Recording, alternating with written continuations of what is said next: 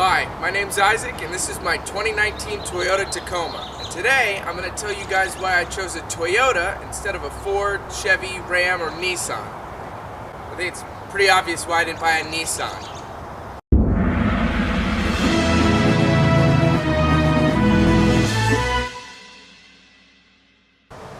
For starters, I want to say that I initially was looking for a full-size pickup truck because I run a small landscaping business on the side, and the size of the pickup truck bed was very important to me. So I looked at full-size trucks and I decided I think I wanted the Ram 1500. It just seemed like the best bet for me. I test drove Toyota Tundra, Chevy Silverado, and the F-150, but nothing really clicked as much as the Ram. So that's what I had my heart set on. Then when I test drove it a couple times, I went to a few different dealerships, drove a few different models, I decided it was a little bit too big for me. I'd driven vehicles that big before, but I do a lot of city driving and my landscaping is sometimes in the city, and I was just scared that I might clip a mirror or something off of somebody else's vehicle. So I decided, well, let me take a look at mid-size trucks. So mid-size trucks initially, the Toyota Tacoma was always my first choice. Years ago, before I even started driving, I really liked how the old Tacomas looked, so I decided to start here. And, well, obviously I bought a Tacoma, but I wanted to give every brand a shot, so I decided to test drive the Ford Ranger. I test drove the GMC Canyon, which is basically the identical twin of the Chevy Colorado, and admittedly, no, I never drove a Nissan Frontier, but that truck's been out since 2005, and they've barely changed anything. I've sat in a lot of Nissan Frontiers. I've gone to car shows and seen how they've never not changed anything. It still has the same engine since the 2005 model year. So it wasn't even on my considerations list. I thought about it a little bit because I was like, oh, maybe I could get a Nissan Frontier for really cheap. No, you'd think a truck that's been out since 2005, they'd be selling it because, oh, it's really cheap now. We keep making the same body style, so it's really cheap for the 2019 model year. No, they still want like 37, 38 grand for this truck. I'm like, what? All right. So, anyway, I want to go over a list of features that this truck had that the Ram didn't. I think the Ram was the best comparison I'm going to give for now. We'll go to the mid-size trucks then. But I was set on the Ram myself, so I personally compared this to the Ram and what this SR5 trim had that the Ram didn't. So let's go over that stuff now. Before we get started, I want to clarify that I'm comparing the Ram Express Quad Cab with four-wheel drive, which is about $37,000. That's what they wanted for it. Roughly $33,000 with discounts and rebates, which is right around the price range of this truck. I'll get into that a little bit later. So that's what I'm comparing. Feature set wise, bear in mind everything that I am going to name here, the Ram did not have at $37,000.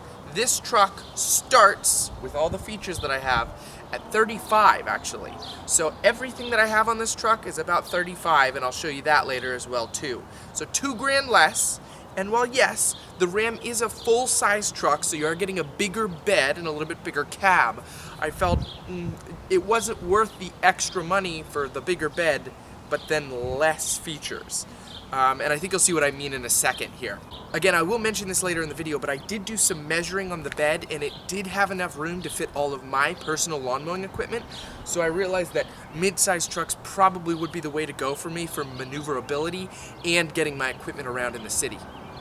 So for starters, my model is the SR5, which is actually on the lower end of the trim models, but with so many standard features from Toyota on all the trim models, I think you'll be surprised with what it comes with. It includes a dampened tailgate, composite rear bed. Now, some of the Rams I looked at did have a spray-in bed liner, but the composite bed on this is actually the bed. It isn't a bed liner. Apparently more durable and rust-proof. That remains to be seen. There's a power rear sliding window, which I love. It also includes Toyota Safety Sense P, which has pre-collision systems, pedestrian detection, dynamic radar cruise control, lane departure alert with sway warnings, and automatic high beams. Now, it also includes a backup camera, but the Ram has that. That's federally mandated since 2018, so just mentioning it, obviously it does have a backup camera. It has a 6.1-inch touchscreen, which is really cool. I really like it, with optional navigation from your phone. There's an app that you can download, and that basically mirrors to the screen. You do need data or punching in the address before you leave for it to work. It doesn't function offline, but it is nice to have. Also, what I think is really cool is on the radio itself, it includes HD radio, and not only says the name of the song that's playing on the radio, which isn't all too unique, but it also has the album cover, which I think is really cool. It includes a lockable glove box, which to my knowledge and from what my research has done, the Ram didn't include at this price range. I don't think the Ram has that at all, but the Tacoma does have a lockable glove box, which can be pretty important to some people. Another thing I love is steering wheel controls for volume and such, and the Bluetooth. The Ram didn't have that until you got really high into the trim levels, like the Bighorn and such. That's something that they don't just usually have. So for Toyota to have that, it was really, really awesome because I use steering wheel controls for volume quite a bit. Right, now it's time for things you'd be surprised the Ram didn't have in 2019. So you know how every car has this in the little mirror? See? Boo-boo. Ram didn't have that on the driver's side. Only had it on the passenger side. Okay, you go. I don't use my mirror that much. That's fine. Dome lights. The Ram 1500 did not have dome lights unless you went to the higher trim. And believe it or not, that was not the lowest trim model truck. That was about the second lowest. And it didn't even have the dome lights. That's ridiculous. Everything should have dome lights in 2019. Alright, so now I'm going to take it out for a drive, and I'm going to compare kind of some other mid-sized trucks to the Tacoma.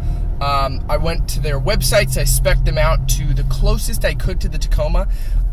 It was actually really fun to do. It was really fun to kind of see what options I could do to keep it in the price range of the Tacoma, because the Tacoma is pretty affordable when you even compare it to the other mid-sized trucks. So for instance, I went on to Toyota's website and I put all the specifications for this SR5 model and all the features that I have on this SR5 model into their website, and it was almost $36,000 for the truck. Now, I paid less than that, but that's about what sticker price was at the dealership. I think it was around 36, something like that. So that seems very in line. Interestingly, I compared the Ford Ranger because that is what I drove. So what I did is I went to Ford's website and I spec'd the XL, which is the lowest model that they have. They only have 3 trims. Toyota, I think, has 5 or 6. And I spec'd that XL the closest I could to this Tacoma. So it was roughly, I think it was about 37. It'll be up on screen here. I'll have it up on here. And it had almost all the same features, barring it didn't have any option for a touchscreen at all. It only had this little tiny Ford, I think it's like the Sync 1 or whatever. I'm not exactly sure what it's called. But it's the tiniest screen they offer. Really, it's there so they can have a backup camera option because you need a backup camera. But it just displays the radio station and the backup camera. That's pretty much it. There's no navigation options or anything on it, and it's very tiny. It's only like 3 inches. Now, the 6.1-inch screen on the Tacoma is standard, which is so cool. Gives you a huge field of vision for the backup camera and stuff. I'm surprised the Ranger didn't have that. Again, with the lower model, of course, I don't know why it wouldn't. It only has the manual sliding rear window. It doesn't have an automatic option. And another thing that from what I can see, none of the Rangers have is a dampened tailgate. That tailgate coming down rough can be rough, sometimes. I don't know if it could damage the tailgate long term. I'm not so familiar. But having it slam down could pinch something or crush something if you're not being careful. And so to have the dampened tailgate, it's a lot nicer for it to come down softly.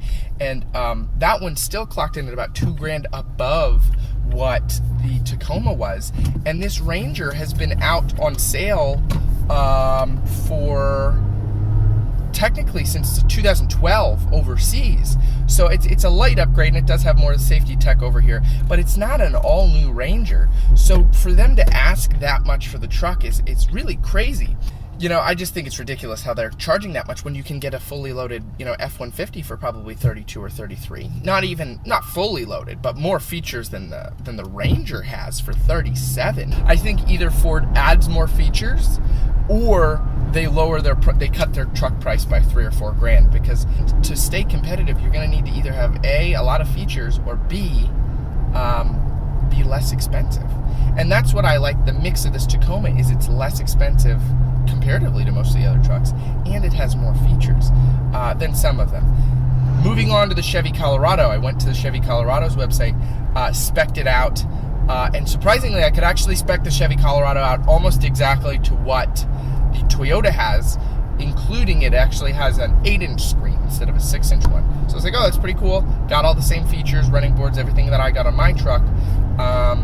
And there's one caveat.